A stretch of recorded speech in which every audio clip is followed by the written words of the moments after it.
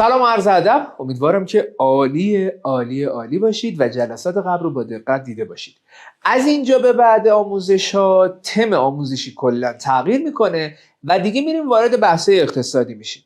این که شما قبلش نوع آموزشاتون فرق داشت به خاطر این بود که شما در گام اول باید ذهنیت خودتون رو نسبت به پول درست میکردید و یک خودشناسی براتون شکل میگرفت که بدونید ایرادات و مشکلاتتون کجاست، در گام اول اونها رو حل کنید. حالا بریم برای پول درآوردن. چون تو تا زمانی که ذهنیت درست نشده باشه، هر چقدر ما این تکنیک‌ها و آموزش‌ها رو بهت یاد بدیم، تهش پول خاصی در نمیاری، چون این ذهن جلوشو میگیره. از اینجا به بعد داستان بچه‌ها قراره که در گام اول با وضعیت چرخش پول تو ایران و تکنیکاش آشنا بشیم و یاد بگیریم چطوری صرفاً با انتقال پولمون تو بازارهای مختلف پولهای عجیب و غریب در بیاریم، یاد بگیریم چه این کارا رو انجام بدیم و تکنیک‌ها و ترفندایی که تو خرید و فروشاشون میتونیم پیاده کنیم تا سودای جذاب بگیریم و یاد میگیریم. بعد از بازار ایران وارد بازارهای بین المللی میشیم، وارد بازار مخصوصا فارکس میشیم، تکنیک‌ها و ترفندای اونو هم بهتون میگم و در انتها تو جلسه سورپرایز که سرمایه اولیه رو هم از من میگیرید، تازه اونجا مسیر رو جلو پاتون میذارم که دیگه بدونید که کار خاصی انجام بدید، پولهای خوب در بیارید، بعد این مسیر آموزش رو برگردید. یعنی سرمایه اولیه رو میگیری بدون اینکه کار خاصی هم بکنی، پول و درآمد ازش کسب میکنی، بعد میای توی بازارهایی که تکنیکا و ترفنداشو یاد دادم بهتون، مثل همین بازار ایران، اون درآمد رو هی بزرگ و بزرگترش میکنی. روند کاریمون این شکلیه. بریم حالا برای شروع این جلسه. از اینجا به بعد دیگه خیلی نکات رو یادداشت کن، نکته برداری کن. هر سوالی هم برات پیش میاد توی اون آیدیه که توی پایین هر کدوم از پست‌ها میذارم تو تلگرام برام بفرست. پیام ها سوالاتتون رو میخونم، توی لایو ها و توی رفع اشکال ها خودم میام تک تکشو جواب میدم. آقا توی اقتصاد دنیا و ایران ما یک اصطلاحی رو داریم به اسم پول داغ. تعریف کلیش من فقط میگم سریع ازش رد میشم تو ذهنتون بمونه. تعریفش اینه که آقا پول تو دست سرمایه‌دارا مثل یه آتیشیه که اینا نمیتونن همینجوری نگهش دارن، راکت بذارنش.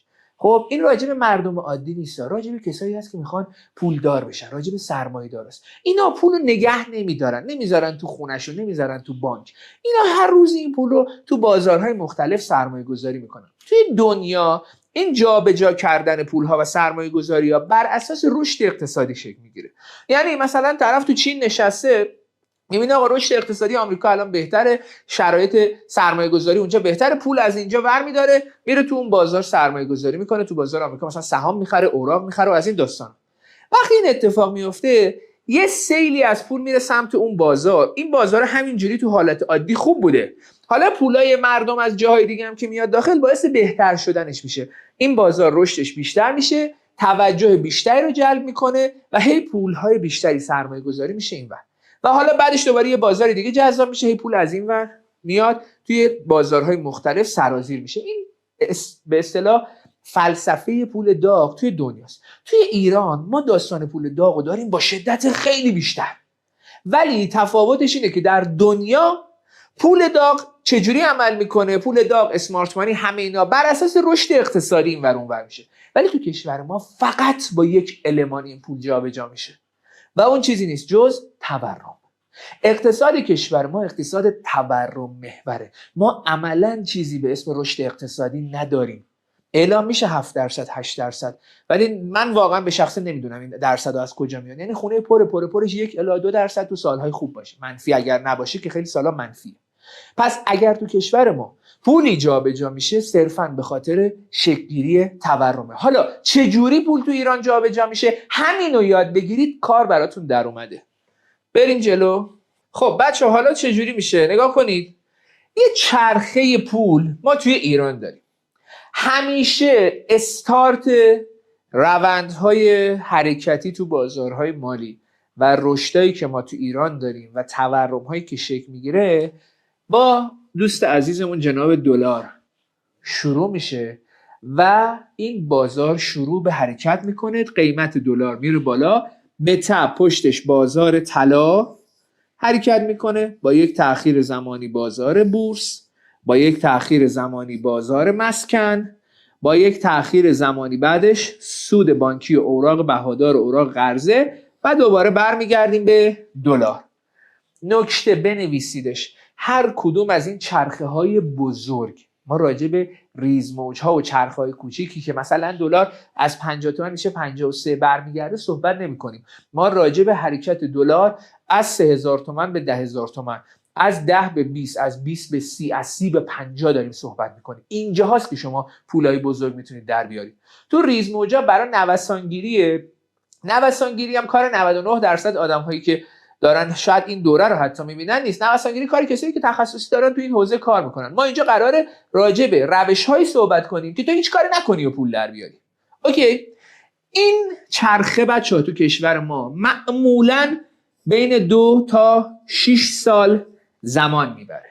یعنی هر باری که اینا بخوان بچرخن معمولاً کمش حالا 1 سال و نیم 2 ساله و طولانی‌هاش حدوداً 6 ساله. یکی از نمونه‌های طولانیشو بخوام براتون مثال بزنم، بازه زمانی انتهای دوره ریاست جمهوری آقای احمدی نژاد یادتون بیاد، از سال 89 90 که دلار شروع کرد به بالا اومدن و دلار شد 3 و خورده‌ای، بعدش طلا رشد کرد با یه فاصله زمانی کم. بعد از اینکه طلا رشد کرد، بازار بورس ما رشد خوبی کرد، پتروشیمی و پالایشیامون اون بازار رشد خوبی کردن. بعدش بازار مسکن پامپ شد، رشد کرد. بعدش دیگه همه بازارها از سال 92 93 رفتن وارد رکود شدن و وارد به اصطلاح دوره و تایم سود بانکی و اوراق شدیم. اگه یادتون باشه اون بازه سودای 25%، 27% و از این داستانا بود و این روند تا سال تقریبا 96 ادامه داشت. شما سال 93 94 95 96 بیاد تو ذهنتون، دلار چند بود؟ 3500 3600 3300 3400. تکون نمیخورد بازار. پراید رو قیمت عادی خودش دیگه مونده بود، رو قیمت 20 خورده میلیون وایساده بود، همه چیز ثابت بود، ولی سود بانکی وجود داشت. اون بازی تقریبا از سال 89 90 شروع شد تا 96 و یک بازی 6 ساله رو شکل داد. حالا توی سالهای اخیر دیگه داریم دیگه دلاری که از 30 تومن اومد حرکت کرد تا 50 تومن، اینا مثلا یه چرخه رو شکل دادن که یه چرخه مثلا 1 سال و نیم 2 ساله بود. دلار رشد کرد، پشتبندش طلا رشد کرد. ما یک حرکتی رو تو بازار بورس داشتیم 40-50% شاخص از اون کف اومد بالا رشد کرد. بعدش بازار مسکن رشد کرد و امروز روز ما در کدوم بازاریم؟ باز توی بازار سود بانکی و اوراق بهادار. یعنی حواستون باشه بچه‌ها، ما الان دقیقاً نشستیم توی این بازه، یعنی دقیقاً ما قبل از اون حرکت حالا هستیم. حالا این چقدر طول میکشه تموم بشه، تا کی قرار ادامه داشته باشه، از اینجا به بعد قرار ما یاد بگیریم که این بازارها چه شکلی تکون میخورن و حرکت میکنن. بذارید من اینا رو پاک کنم. ببینید بچه‌ها، فلسفه‌اش اینه، من یه بار قشنگ براتون توضیح بدم، میخوام یه بار برای همیشه اینا براتون جا بمونه. همینجا بچه‌ها یه لحظه وایسید، من یه سوال الان ازتون میپرسم، این سواله رو جوابشو بنویسید، آخر جلسه هم که رسیدید دوباره بهش جواب بدید. آیا در کشور ما پول تو بانک گذاشتن کار درستیه یا غلط؟ خب اینو جوابش الان بنویسید. آخر جلسه هم بعد من دوباره اینو ازتون میپرسم، اونجا هم بهش جواب بدید. اوکی، الان جوابتو بنویس، بعد بریم جلو. نکته بعدی هم بچه، این اطلاعاتی که اینجا دارم بهتون میدم صرف این که رایگانه فکر نکنید بی ارزش. اینا مواردی هست که ما خیلی وقتا فقط توی محفل‌های خصوصی خودمون، جاهایی که می‌خوایم راجع به سرمایه‌گذاری و حالا سبدگردانی حرف بزنیم، راجع بهش صحبت می‌کنیم. چون دارم رایگان در اختیارتون میذارم فکر نکنید بی ارزشه. نه، اتفاقا چیزایی هست که تو دوره‌های پولی هم گیرتون نمیاد و دیگه هیچ وقت قرار نیست کسی این اطلاعات رو به این شکل در اختیارتون بذاره. دیگه اینا تمام ریشه و پایه و اصول چرخش پول تو کشورمونه. اینا رو یاد بگیرید، پا به پای همه اونایی که رانت دارن و اطلاعات دارن شما میتونید معامله کنید. اوکی بچه، حالا داستان چیه؟ ببینید، ما وقتی میگیم دلار گرون میشه، حرف سر این نیست که مثلا شاخص USD ایندکس تو دنیا داره مثلا رشد میکنه، مثلا دلار تو کل دنیا داره قوی میشه. نه، اصلا دلار نوسان خاصی نداره در طول سال. بحث سر اینه که ریال در کشور ما داره ارزشش میاد پایین پایین پایین، میاد پایین‌تر. وقتی ریال ارزشش کم میشه، خب به طب دلاری که در مقابلش هست یه ارزشش میره بالاتر دیگه. این کسر دیگه، یه کسر این شکلیه. تو صورتش ما دلار رو داریم، تو مخرجش ریال رو داریم. حالا هرچی مخرج ما کوچیک‌تر میشه، عدد کسر بزرگتر میشه دیگه. دلیلش اینه وقتی که قیمت دلار داره افزایش پیدا میکنه، ریال بی ارزش میشه، به تبعش خب به دنبالش طلا هم قیمت گذاریش بر اساس همینه دیگه. طلا هم دوباره ارزشش داره میره بالاتر، طلا هم رشد میکنه. سریع ترین بازاری که خودشو به دلار میرسونه بازار طلا. بعد از اون اتفاقی که میفته چیه؟ خب این شرکت‌های بورسی ما خیلی هاشون دلاری دارن کار میکنن، درآمدهای دلاری دارن دیگه. اینا تا الان داشتن مثلا سهاماشون رو به اصطلاح روی دلار 50,000 تومان ارزش گذاری میکردن، چون داشتن دلار به دنیا میفروختن. 50 تومان هم با قیمت دلار بوده. و الان اگه دلار رفت شد 70,000 تومان، خب اینا درآمد دلاریشون درسته تغییر نمیکنه، ولی چون دلار رفته بالا درآمد ریالیشون عوض میشه و اینا درآمداشون میره بالاتر، در نتیجه ارزش سهاماشون باید رشد کنه. این یه موضوع. موضوع دوم، به تبع بچه‌ها وقتی تورم شکل میگیره، دلار میره بالا، کم کم بازارهای دیگه هم میره بالا. مثلا زمین رشد میکنه، مسکن رشد میکنه. وقتی اینا هم رشد میکنن، بعد از این مدتی شرکت‌های سهامی، خب اینا کارخونه دارن، زمین دارن، ماشین دارن. اینا مثلا یه زمینی داشته قیمتش 2000 میلیارد بوده، حالا شده 10,000 میلیارد. هی ارزش این کمپانی داره بیشتر میشه. در نتیجه این کمپانیایی که مثلا درآمد دلاری دارن، هم درآمدشون بیشتر میشه، چون عمده کمپانیای اصلیه که تو کشور ما هستن مثل پالایشیا و مثلا نفتیا و اینا تاش همشون صادر کننده میشن دیگه. درآمدشون میره بالا، ارزش کمپانی هم به ریالش حداقل میره بالا، در نتیجه بازار بورس رشد میکنه.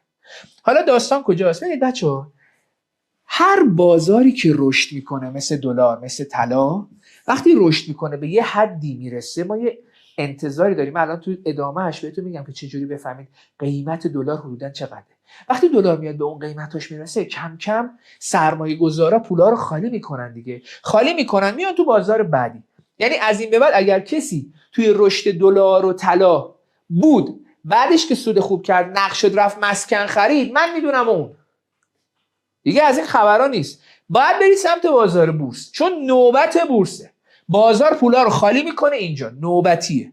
بعد از این که بازار پول رو خالی کرد اینجا، سهام ها رشدهای خوب کردن، اوکی، اینجاست که دوباره سهام ها تخلیه میشه. مثل سال 99 اگه یادتون باشه، سال 99 شاخص خالی کرد، پولا رو خالی کردن، فروختن، بعد همه پولا سرازیر میشه تو بازار مسکن. قانون هم داره دیگه، اینجا پولا مردم سرمایه‌دارا اینا اینجا پولاشون کمه، رشد میکنه. خب این هی بازارها دارن بزرگتر میشن دیگه. ما بزرگترین بازارمون مسکنه. از تو دلار و طلا وقتی رشد کرد میارنش تو سهام، یکم امترش میکنن. حالا سهام‌ها قراره بره بالا، ارزش نقدینگی بیشتره، خرید و فروش راحت تره. حالا پول خیلی بزرگ میشه، میاد تو بازار مسکن رشد میکنه، میره بالا. اینا میسازن، زمین میخرن، حالا هر کاری که میکنن. بعد یه جای دیگه مسکن هم میرسه به حد انتهایش، خالی میکنن، میرن میشینن تو بانک با آرامش. حالا اونجایی که عموم مردم درگیر هیجانن که وای بریم مثلا ملک بخریم، خونه بخریم، داره میره بالا، اینا دیگه نقد میشن میرن توی بانک. حالا اینجا که میرسیم، معمولا بانک ها میان سودشون رو هم میبرن بالا، جذابیتش رو زیاد میکنن. اتفاقی که میفته بقیه بازارها نابود میشن. چرا نابود میشن؟ آقا وقتی بانک میاد میبره ارزش به اصطلاح بهرهشو بالا، سودشو بالا، خیلی از سرمایه گذارا دیگه میان پول رو میذارن تو بانک. نقدینگی از توی بازارهای مختلف جمع میشه. نقدینگی تو بازار نباشه، بازار رشد نمیکنه. سختش نمیخوام براتون بکنم، تکنیکای راحتشو جلوتر بهتون میگم، فقط جمع‌بندیش. آقا هر موقع بازار بخواد حرکت کنه، با دلار شروع میکنه، پشت بندش طلا، بعدش بورس، مسکن و بانک. حالا من چه کار کنم؟ من شاید نتونم تشخیص بدم دلار کی قرار رشد کنه، طلا کی قرار رشد کنه، اصلا کی اینا قرار شروع بشه. تکنیک سادهش برای عموم آدم ها اینه که هیچ وقت وارد بازی دلار برای شروع حرکت نشید. واقعا این که شما بخواید پیدا کنید دقیقاً دلار کی داره حرکت میکنه، کی میخواد راه بیفته، کار سختیه. این هم که صرفاً الان برید دلار بخرید، خب قطعاً کار اشتباهیه، چون ممکنه 1 سال 2 سال دیگه دلار رو همین قیمتا بمونه. مثالش همین الان سال 1402 فروردین ماه دلار با 50,000 تومان شروع کرده. الانی که ما اواسط دی ماه 1402 هستیم، یعنی 10 ماه ازش گذشته، هنوز دلار 50,000 تومانه. آیا تو سود کردی؟ خیر. ارزش داراییت هم حفظ حتی نشده. چرا؟ چون توی این بازه تورم شکل گرفته، هزینه ها رفته بالا، ولی تو همون مثلا $1000 اتفاق نیفتاده. تو توی این بازه اگر پول تو رفته بودی گذاشته بودی حداقل توی بانک 100 میلیون تومنه توی این بازه با سود 23%، الان 10 ماهش گذشته دیگه، 23 میلیون تو 12 ماه میخواد بهت سود بده، مثلا تا الان 18 19 میلیون بهت داده بود، یعنی 100 میلیون شده 118 میلیون، 119 میلیون، درسته؟ ولی با خرید دلار یا سکه یا مثلا حالا ملک و اینا که اصلا بدتر، چون اینا خیلی هاشون ارزششون اومده پایین، با خرید اینا ضرر می‌کردی. پس اینجوری نیست که صرفا هر موقع بازار رو دیدی برید دلار بخرید. اینجوری نیست که هر کی من الان میبینم پول در میاره میگه من مثلا گفتم میخوام پولامو جمع کنم، ماهانه 5 تومن میتونم جمع کنم، ماهی $100 میرم میخرم. خب خیلی اشتباهه. خیلی اشتباهه. ولی برای اونی که این دوره رو نمیبینه و این سواد رو نداره که شما از این به بعد قرار داشته باشید، کار درستیه. چون اونا جا میمونن از بازار. اونا اصلا بلد نیستن. اصلا نمیفهمن دلار برای چی رفته بالا. دلار آقا چرا الان مثلا یه دفعه از 30 تومن اومد رفت شد 50 تومن؟ اینو نمیدونن. ولی شما از این به بعد میدونید. راهکار حالا چی کار کنیم؟ ببینید بچه‌ها، ما وقتی حرف از موج بزرگ میزنیم، وقتی حرف از این میزنیم که بازار میخواد حرکت کنه، یعنی دلار حداقل 30-40% بره بالا. الان امروز روز 30-40% هم شما نمیخواد در نظر بگیرید. اگر دلار از عدد 55,000 تومان بالاتر رفت، بدونید بازی دلار شروع شده. 55 بالاتر رفت یعنی چی؟ ببینید بچه‌ها، این عدد 55 اگر امروز شما بلند شدید قیمت دلار شد 55,500، شب اومد شد 54، این رد نشده. اگر میخوایم درست کار کنیم باید صبر کنیم دلار بره بالای 55، شب قیمت مثلا روی 56 بسته بشه، فردا هم معامله بشه رو 56 57 58 بسته بشه، یعنی 2 روز 3 روز بالای این محدوده بمونه، ما میفهمیم که بله بازی دلار شروع شده. الان چون محدودش 55 خیلی مهمه. خب اگر این اتفاق افتاد بدونید بازی شروع شده. وقتی این بازی شروع میشه اصلا وارد دلار خریدن این داستانا نشید. همینجا بهتون میگم بچه‌ها، ما آموزش سفته بازی و دلال بازی نمیدیم. من خودم کامل با اینا مخالفم. ما داریم آموزش سرمایه گذاری میدیم. داریم یاد میدیم کی بخریم کی بفروشیم، درست بخریم درست بفروشیم. وقتی دیدید دلار این اتفاق براش افتاد، میری سمت بازار طلا. توی بازار طلا حالا جلوتر کامل براتون توضیح میدم. ولی وقتی رالی طلا شروع میشه بچه‌ها، بهترین هدف شما و بهترین تارگت شما خرید سکه ها هست. چون تقاضا براش زیاد میشه، سکه رشد که میکنه حبابش هم باهاش رشد میکنه. همیشه توی بازه های جدید ما توی دهه اخیر طلا از دلار جلوتره. پس تو الان تکنیک چیه؟ میگی آقا اگر 2 روز 3 روز بازار رفت بالای 55,000 تومان تو دلار نشست، رفت بالاتر، من میرم سمت خرید سکه. حالا قراره تا کی سکه‌مو نگه دارم؟ قراره که من طلام تا کجا بره بالا؟ من میخوام بعدش برم وارد بازار بورس بشم. یه تکنیک بهتون یاد میدم. همین الان وقتی گفتمش پاز بدید، بنویسیدش، استاپ کنید، بنویسید، بعد ادامه دوره رو ببینید. ببینید بچه‌ها، هر سالی که شروع میشه، این خیلی تکنیک مهمیه ها. خب خیلی هم حرفه‌ای‌تر و جزئیات بیشتری داره، ولی من به ساده ترین حالت میگم که یه بچه 5 ساله هم بتونه درش بیاره. هر سالی که شروع میشه اول فروردین بیاین قیمت پایه دلار رو در بیارید. مثلا 1402 که گذشت پایه دلار رو چند بود؟ دلار رو چند نشسته بود؟ نه اینکه چه عددی شروع شده بازارا، نه، ببینید قیمت تعادلی دلار مثلا تو یه ماه اول سال یا آخر اسفند و مثلا اول فروردین چند بود؟ حدود 50,000 تومان. درسته رفت بالا 52 تومان، ولی پایه رو 50 تومان بود تقریبا. حالا بیا این عدد رو ضرب در تورم کن. مثلا امسال بانک مرکزی اعلام میکنه ما حدوداً 40% تورم داریم، 2% 3% هم رشد اقتصادی داریم. بیا اینا رو از هم کم کن که دقیقش به دست بیاد. حوصلت هم نشد نکن، حوصلت هم نشد صرفا تورم رو بیا مثلا میگه 40% ما تورم امسال داشتیم، اینو ضرب در 50,000 تومان کن. یعنی چی؟ یعنی ما باید به 50,000 تومانی که دلار هست 40% اضافه کنیم، قیمت دلار در میاد حدوداً 70,000 تومان. این برای امسال ها. اگر دلار همچنان ثابت موند سال دیگه رفت، بعد بیای پایه 50,000 تومان رو 40% که اضافه کنی تورم سال بعدم بذاری روش. مثلا حالا فکر کن همین الان دلار بره بالای 55 تومن، تا 70 تومن راه داره حرکت کنه. تو کجا طلاتو خریدی؟ رو دلار 56 تومن، رو دلار 57 تومن. طلای من تا کجا میره بالا؟ نگاهی دلار کن. دلار میخواد تا 70 تومن بیاد، دلار رو 68 تومن، 69 تومن، نزدیکای 70 که شد، تو برو طلاتو دیگه بفروش. برو بفروش. چرا؟ چون اینجا بازی در میارن، بالا و پایین میکنن، یه دفعه خالی میکنن. تو مثلا سکت شده 50 میلیون، حالا میتونستی صبح 50 تومن بفروشیش، یهو چون بازار خالی میکنه ترس میفته تو بازار، 45 تومن هم به زور ازت میخرن. پس قبل از اینکه به اون 70 فهمید چی شد؟ تارگتر رو در میاریم با تورمی که داشتیم. سکه اومد شد مثلا دلار اومد شد نزدیک 70، یه روز دو روز قبل از اینکه برسه تو برو خالی کن، طمع نکن دیگه برای اینکه حالا 1 تومن بیشتر روش سود کنم. تو سود خوبی گرفتی. حالا که من دارم خالی میکنم کجا باید برم؟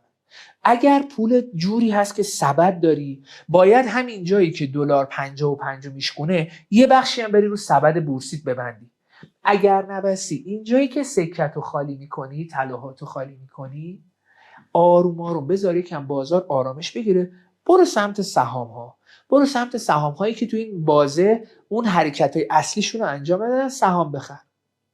سهام تو هم که میخری، خب خیلی ساده، اصلا نمیخواد درگیر اخبار و قیمت ها بشی. هر موقع دیدی شاخص بورس توی یه روزی، مثلا تو سهام حالا خریدی، سبد خریدی داره میره بالا، هر موقع دیدی که شاخص بورس توی روز یهو اول روز با صف خرید و اینا سنگین شروع کرد تو روند صعودی مثبت، آخر روز همه صفا رو دادن، اصلا شاخص داره منفی میشه، بدون اینجا خطرناکه، کم کم شروع کن خالی کردن و بیرون اومدن. حالا بعدش بازار مسکنه، اگه عدد به بازار مسکن میخوره که هیچ، برو تو مسکن. اگه نمیخوره دیگه کم کم باید بری توی اوراق. این کل بازیشه. کل بازی ایران همینه. بچه‌ها فکرم نکنید که بانک به درد نمیخوره. تو بازاری که بازار خوابیده بانک عالیه. یه نکته بگم اینجا برای سازنده ها، برای کسایی که حوزه ملک کار میکنن، تعداد روز به روز داره کمتر میشه چون ملک گرون میشه، ولی اینو بهتون بگم امروز روزی که بازار راکده بهترین تایم ساخت و سازه. یعنی تو تایمایی که ما توی بازار اوراق بهادار هستیم، تنها جایی که ما میتونیم سرمایه گذاری به درد بخور بکنیم بازار مسکنه، اونم به شکل اینکه بیایم ساخت و ساز انجام بدیم، چون دقیقاً تو برهه‌ای که تو داری ساخت و سازتو تموم میکنی چرخه دلار و طلا و بورس شکل میگیره، تو ساختمونت که تموم میشه مسکن میره بالا. تو با قیمت پایین خریدی، با قیمت پایین ساختی، موقعی که بازار میخواد رشد عجیب و غریب مسکن رو تجربه کنه تو فروشنده‌ای، نه اینکه تازه بخوای بخری و بسازی.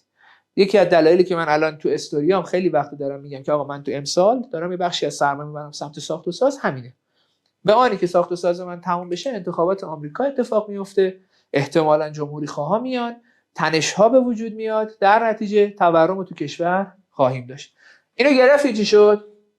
اگه نگرفتیدم مرورش کنید، سوالاتتون رو برام تو آیدی تلگرام بفرستید. بیایم یه کوچولو راجع به دلار هم صحبت بکنیم. ببینید بچه‌ها، عوامل مؤثر بر قیمت دلار کلا دو تا چیزه، یه دونه تورمه، یه دونه اخبار و تحریم. همینجا بخوایم بهش وزن بدیم 70-80% این که دلار تو کشور رشد میکنه به خاطر تورم، کلا 10-20% به خاطر حالا اخبارها و تحریم‌ها. زور اینا کمتره. تورمه چرا شکل میگیره؟ مهمترین المانی که باعث ایجاد تورم میشه کسری بودجه دولته. کسری بودجه دولت یعنی چی؟ یعنی آقا دولت یه درآمدی داره، حالا درآمد نفتی داره، مالیات داره، فلان داره، یه سری هزینه ها داره. میاد میگه من 1000 میلیارد درآمد دارم، 2000 میلیارد خرج دارم، 1000 میلیارد کسری دارم. این کسری رو چجوری باید جبران کنم؟ 1001 روش هست. ولی متاسفانه تو کشور ما خیلی دیگه این باب شده و خیلی داره اتفاق میفته که برای جبران کسری بودجه دستگاه چاپ پول رو روشن میکنن، پول چاپ میکنن. پول که چاپ میشه، نقدینگی که تو بازار زیاد میشه، تورم شکل میگیره. خیلی ساده است دیگه. شما تا دیروز پولی که تو دستت بوده مثلا 100,000 تومان داشتی، قد 100,000 تومان میتونستی چی بخری؟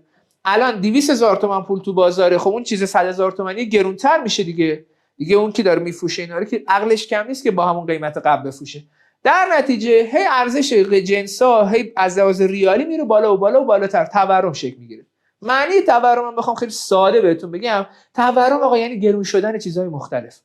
یعنی که تو تا دیروز با 10 میلیونت میتونستی مثلا 20 کیلو گوشت بخری، الان میتونی 15 کیلو گوشت بخری. اینو بهش میگن تورم. حالا ما بحث به دیتاهای اقتصادی و بررسی اقتصادیشو نداریم.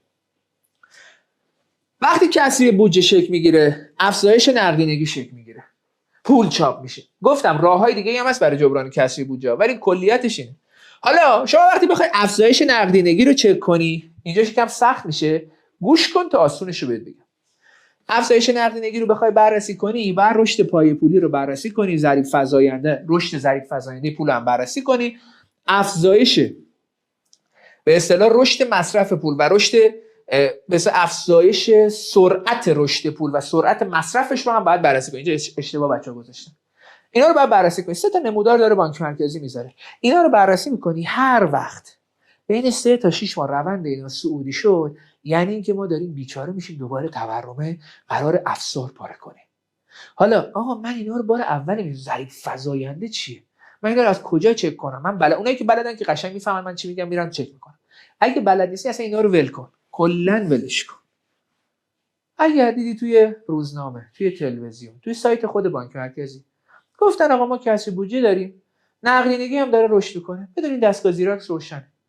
الان تو این سالها کلا روشنه، کلا داره نقدینگی زیاد میشه، کلا داره پول چاپ میشه، پس باعث تورم میشه.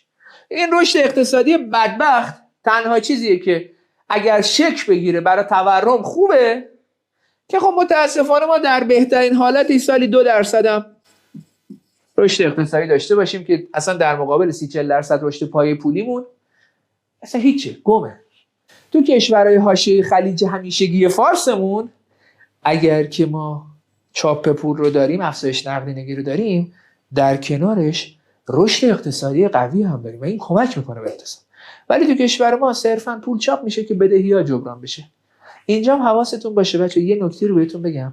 اونجایی که دلار رشد میکنه، خب مطمئن باشید پشتبندش سریع بورس میره بالا. چرا؟ چون دولت دلار رو که داره میبره بالا دنبال جبران کسری بودجهشه. درآمد دلاری واقعی رو دولت داره دیگه، نفت میفروشه، یه بخشی از درآمد اصلیش از اونجاست. بعد یکی از جاهایی که دوباره میتونه کسری بودجهشو جبران کنه تو سهام‌های دلاریشه. دولت خودش اصلا یه میزنه زیر این سهم‌ها، بازار رو میبره بالا، سهام‌هاشو میبره بالا که تو قیمتای بالا به تو بفروشه. حالا تو اگه زرنگ باشی پشت دست دولت بازی میکنی، پشت دست صاحبین این کسب و کار، صاحبین بازارهای مالی ما. اینی هم که امسال دلار وایساده، اگر اقتصاد ما یک اقتصاد آزاد مثل خیلی از کشورهای دنیا بود وای نمیساد، دلار میومد و 70,000 تومان میشنست. به خاطر اینکه کشور ما یک اقتصاد بسته داره و بانک مرکزی مثل آب خوردن توی یک سری از بازار میتونه کنترلش کنه. الان دلار میریزن تو بازار، تقاضایی هم که اصلی ترینش خود بانک‌ها و بنگاه‌های اقتصادی و بنگاه‌هایی که وابسته به دولت هستن میان شکل میدن، الان ایجاد نمیکنن. دلار وایساده ولی این فنره داره جمع میشه. از یه جایی و بوم این فنره باز میشه و دوباره دلار میره بالا. پس الان جای خوبی وایسادید، الان بازار آرامه و تو داری آموزش میبینی و تو داری آماده میشی برای چرخش پول در بازار ایران. یه جنبندی کلی بخوام بکنم، بازار کشور ما بازار تورمیه. اگر تو این بازار یاد بگیری چطور پولتو جابجا کنی، خیلی ساده میتونی چند ده، بعضی وقتا چند صد برابر تورم سود کنی. مثالشو براتون بزنم. سال 95-96 دلار شروع میکنه به حرکت. تو اصلا از بازی دلار فکر کن جا موندی، بلد نبودی. از بازی سکه هم جا موندی. اوکی؟ شما کافی بود فقط میفهمیدی که بعد از بازی دلار و سکه بازی بورسه. بورس به صورت میانگین تو سال 98-99 حدود 1040% رشد کرده. این میانگینشه. یعنی تو یه سبد الکی بسته بودی پول 10 برابر شده بود. همونجا اگر بلد بودی که وقتی بورس داستانش تمومه پول من بکشم بیرون بیام توی بازاری مثل بازار ملکی سرمایه گذاری کوچیک کنم، حداقل اونجا پول 2 تا 3 برابر میشد. عملا انگار تو 100 میلیون سهام خریدی شده 1 میلیارد 10 برابر شده، 1 میلیارد زمین خریدی شده 3 میلیارد. تو چقدر وقت؟ 1.5 سال 30 برابر رشد کردی. تازه حالا قشنگیش اینه که توی بحث بازار بین‌المللی یاد میگیری که این وسط یه دفعه فرصتی به اسم بازار کریپتو هم وجود داره و تو میتونی این پولایی که اینور در میاری خیلی وقتا حالا بریزیش تو کریپتو، اونجا هم 5 6 برابر 10 برابر کنی، بعد برمیگردی میتونی بذاریش تو بانک بشینی لذت ببری. اگه پولت هم خیلی بزرگ بود اینجا راحت و با آرامش دیگه میشینی منتظر این میشی که یکم بازار راکت بشه، زمین ها قیمتش افت کنه، صاحبین زمینی که حالا ترجیحشون برای اینه که قیمت ملکشون رو بیارن پایین زود بفروشن، نقدینگی ایجاد کنن، تو میری اون زمین رو میخری، با آرامش وارد ساخت و سازش میشی. اینجا چون ساخت و ساز هم معمولا راکت میشه و اکثر آدم ها ترسیدن، میتونی مسائل همه چی تو با قیمت های پایین شرایطی و همه چی بخری بسازی تا موج بعدی. اینا رو گرفتی، یه دور جنبندیش کن، روش وقت بذار، کار کن لطفاً. هر سوالی داشتی از طریق آیدی پایین برام دیگه بفرست. و حالا قشنگیش میدونید کجاست؟ که همه اینا رو من بهتون یاد میدم ولی تو جلسه آخر اون روشی که راحت بدون دغدغه بدون اینکه چیزی بلد باشید باهاش بتونید پول خوب در بیارید و بعد بیاین بریزیدش تو این بازار و با این تکنیکا رشد بیشتر رو بهش بدید، برای جلسه آخر. دمتون گرم.